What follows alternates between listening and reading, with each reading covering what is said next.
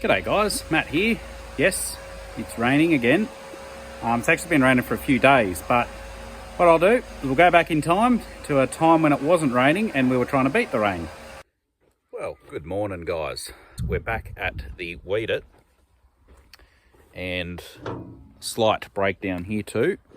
Now that High Pro, that blue thing there, has worn through and there's a pinhole. You can see it's piddling out a bit there. So that's this thing here. Now we've had one of these sitting on the shelf because yeah, obviously over time they wear out, and this would have done quite a few hectares. I might be able to find out in a bit exactly how many, but I've got to put this on. But first I've got to flush all the chemical out and drain it so I can work on it.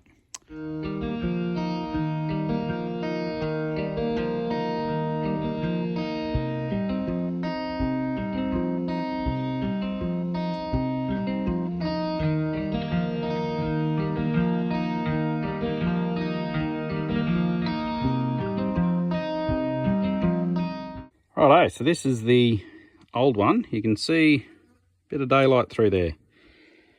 So that's the issue there. So there's a lot of water getting put through here, and there's another one there that's about to go through.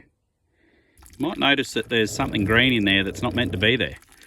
That's actually a locking collar for a chemical drum. So when you pull the lid off, that sits underneath it and makes it, yeah, so it doesn't come off. I'll try and get that out at least anyway. It's fairly wedged in there. I did a terrible job of explaining what a High Pro was. As in, I didn't even explain it. But in behind there, in behind all that oily dirt, is a hydraulic motor, which drives this impeller here. So that there spins around, and that's what yeah, creates the pressure and the flow, obviously. So we've got this new one in. I've just got to swap over all the bits and bobs here, and then yeah, then we can hopefully get back into it.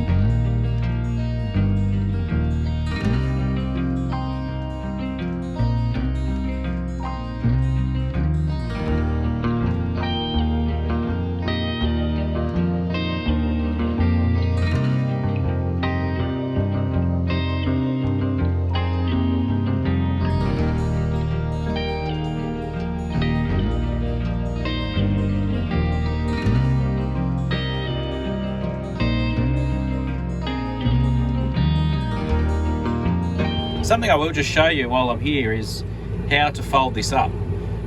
It is a little bit more tricky to unfold it, but essentially you've got to go forward and backwards and let the wheels swing out.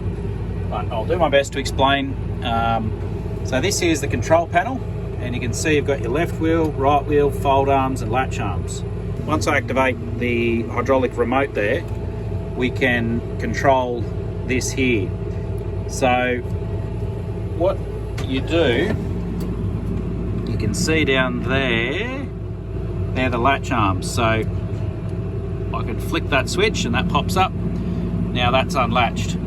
Now what I do is I then move these wheels here and put them in like so.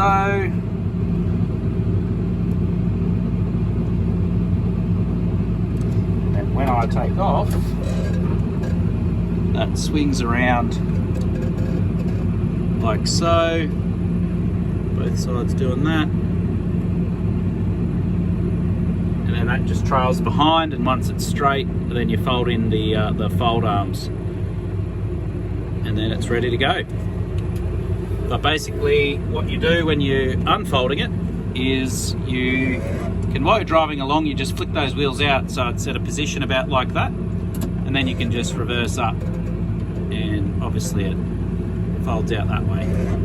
So that's just a quick example of how to unfold and fold it. The main reason why it's not on a typical boom type setup is they're very sensitive to being at the right height. So if you have just a normal boom, like say the Rogator, it's always going up and down, so you can't get a level, like a level, consistent height for the cameras. So that's the main reason why this is on the platform like it is. Well, guys, we got rained out with the weeder and the cultivating. Phil actually hopped off the dozer and hopped onto the cultivator at the development block, and we got the ram and the hose repaired for the new to us cultivator, and so we hooked back up onto it, and he was able to go through. And yeah, I think there was only 2 or 3 hours left to finish there, but anyway, most of it's done, so that's good. But yeah, we did get rained out with the weeder, so we're going to have to redo a bit of the paddock we're working on this. Wait and see. So we're back here at the shed, and a little bit going on. We've got a bit of tidying up to do. You can see there's a bit of a mess there. Yeah, this is the time where we want to try to catch up on a few of the jobs that we've neglected while we've been busy on the machines. Yeah, one of them is got the old Rodeo here. And yeah, it had absolutely terrible lights on it, always has, and just never got around to it really, but I put some new ones of them on, and we've got a new intake hose here to put on. Poor Phil was coming home in the rain and couldn't see a thing.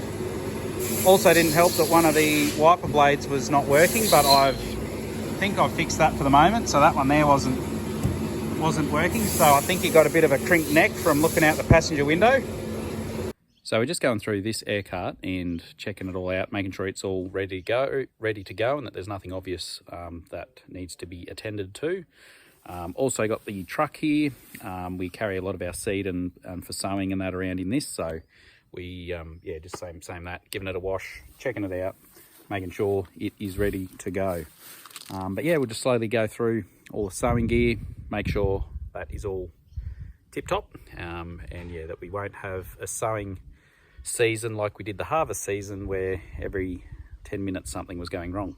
But who knows what's going to happen. So we've had, I think, about 70 mils of rain. We're looking forward to the sun staying out and drying it all up so we can move about. As you can see, like, it's just all wet and soggy, so when you're trying to move gear around, it just gets messy. Well folks, Peter back again. Just been away for a week, just checking out what's going on here. A little bit of activity here. We've got Matt's under here trying to get my electric brakes working on the ute. Hello mate. Brake things, can you? Yeah, no, I got to keep him in a job. And I've got my dear old brother here. He's working doing his best work here, sitting here. He's come over from the coast to help us out for a day or two, doing odd jobs, getting the mower going. And we got the stars of the operation. So what are we doing here, Phil? Oh, we're just going through, checking all our wheel bearings, checking tines and loose bolts and cracks. And so this has got the spring, it's got the spring tines, and so that's a little bit more difficult, isn't it, in the stones? Yeah, yep. So it's still doing the job, but we just got to go through it, do preventative maintenance. And what do we reckon here, mate, about this? We're going to knock that little dent out of the rim there? I reckon we might just leave it until it gives trouble, and then... It's a great strategy in life, isn't it? Well, look at this new tyre that we put on there not long ago. It looks just as bad as the old one. So they get torn around, don't they? And there's Matt's repair when it broke in the paddock there on me last time. It's pretty ordinary looking welding, isn't it? But it's holding. There's just bits and pieces going on all over the place here. That header's still waiting for the transmission to get fixed. We've got a tyre, a spare tyre for the Steiger, because the other ones are getting pretty knocked around and cut about. And we've got the bucket for the excavator. Now you can see that the pin's already in. Now I talked to Brad and he said all as it required was to push it in and then little taps with the sledgehammer, and it was moving an inch at a time. So he said it was a firm fit but not tight. But what they've done, instead of putting a bolt through and drilling a hole into the pin, they've welded a cap onto the end of the pin, and well, both ends actually. So what that means is there's about a 1 mil clearance fit there. It can move sideways 1 millimetre, but they put the spacing washers that were in it, they put that and welded them on so that the load bearing part of the bush or the pin is brought in closer. So hopefully that will alleviate some of the flexing that we were getting and why the other one broke, but time will tell. So anyway, we'll see in the next day or two. There's another addition could be coming, but it's to do with some of that second-hand gear over there that you can see. Better not give the game away just yet, but we'll let you know in future weeks, or not even that long probably. Now I've just had my folks, I'm back again, just had my little doing with the spare tyre. That's the jump that the boys use on their bikes, and I think at some stage we'll get that into action, and hopefully there'll be a bit of footage of that, them using that. Anyway, we'll see what happens. So that gear's ready to go back down to the development block, put another tyre, maybe a couple of tyres on the Steiger. They've got some cracks in the walls, put that bucket back on, some oil and coolant and tyres. And here's my brother Ian getting this old comma truck that gets used and abused for everything. He's cleaning it up, getting it ready for putting seed in for the paddock truck. Show us your pearly whites. Hey. Oh, the coffee's made of brown. And then we got Brad over here. Ooh. Phil's using his intelligence here to maximum effect, and Brad's here making some new pins for the AFM. Where's the old one, mate? Where's the old pin? Over here. Over here. This is the old pin, and she's worn out. We couldn't get any pins 1 5/8 in town, so that you can see that's pretty worn. So we're making up some new pins. So Brad's using his machining skills, trying to make up 4 new pins for the wings and that on that AFM. That's about it, isn't it, mate? Yep, well, lack of. Like you said the other day, I've given you all the information. There's nothing you can add. Is that right? That's right. I'll use my limited skills here. Right. You want to know what I'm doing? Yeah. We are putting this hose on the 280 over there. This is for the air conditioning. Because we had a failure there too, didn't we, on that one? Yeah, it's a long story. We had the compressor go, so replaced that. In replacing the compressor, the hoses that were on the compressor were brittle, so I gassed it all up, got it going, and then it started leaking out the hoses, so I got a new hose made up, and then about a week later it started leaking around the crimp on the new hose we got. So now we've just got another new hose made up, and I've got to put that all in again.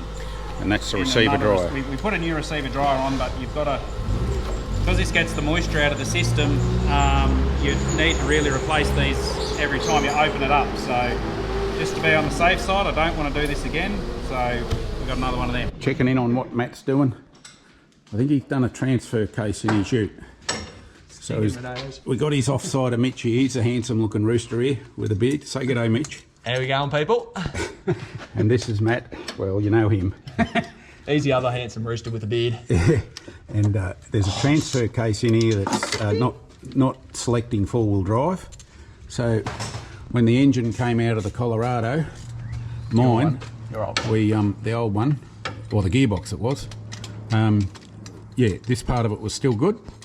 So we're going to use that as spare parts. currently we are having the main farm here sprayed because we just can't get the sprayer on there, and the weeds are nice and small, and if we wait any longer they get bigger, which means they're harder to kill, which means you need to use more chemical. So we've ended up getting the plane in to spray that, just to try and get the jump on them while they're fresh and small. And yeah, also saves us a bit of time. Currently got my transfer case getting swapped over. We've got the 280 getting gassed up. We had a leaking hose on it, and yeah, we just got a little bit more work being done to the AFM cultivator over there. A couple of bushes were flogged out, and Brad's been working on that. We'll see if we can see this plane. So guys, I thought I'd come up the communication tower and get a good look at this plane when it comes past.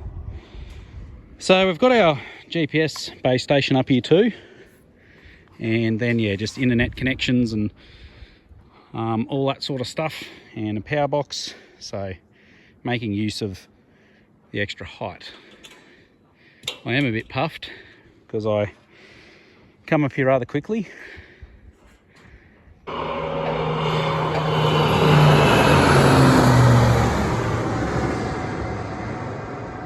Well, the plane went and filled up. I was up here before, and so I went back down to do a bit more work and then flew back up here again. So the things I do for YouTube.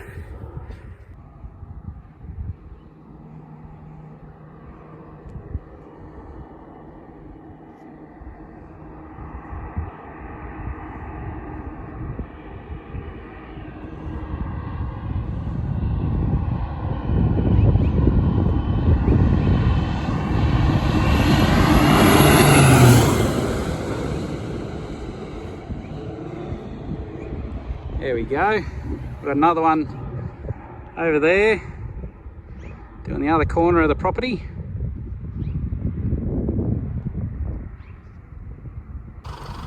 So guys, just remember to hit the like button, subscribe if you haven't already, and we'll catch you in the next one.